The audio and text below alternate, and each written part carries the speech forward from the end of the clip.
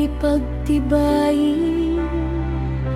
Ano man pagsubok na dumaan sa bayan namin, ang aming bayan ay iyong tulungan. Nalulugmok sa labis na kahirapan, aming Ama, gabay mo ay kailangan upang makaahon ang aming inang bayan.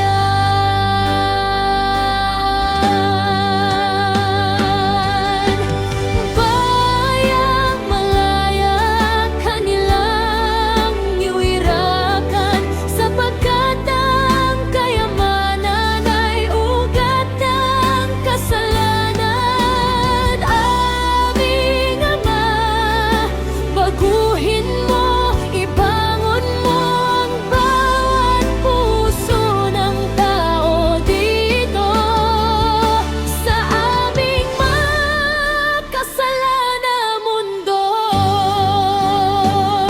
Bumalik ka na, aming Panginoong Hesus, pagkat ikaw